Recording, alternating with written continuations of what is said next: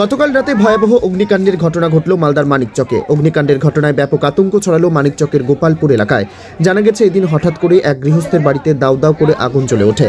দেখতে দেখতে সেই আগুন আরও বিধ্বংসী রূপ ধারণ করে। অগ্নিকাণ্ডের সময় পরিবারের 4 জন সদস্য আহত হন বলে খবর। ঘটনার পরেই প্রথমেই স্থানীয়রা জল ঢেলে আগুন নেভানোর চেষ্টা চালান।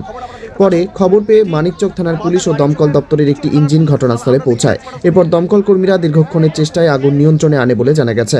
এদিনের এই অগ্নিকাণ্ডের ঘটনায় ব্যাপক ক্ষয়ক্ষতির খবর মিলেছে, তবে আগুন লাগার সঠিক কারণ এখনো জানা সম্ভবপর হয়নি।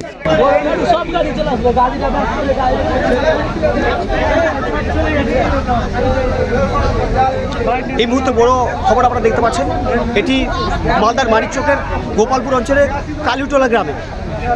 একটু বলবেন।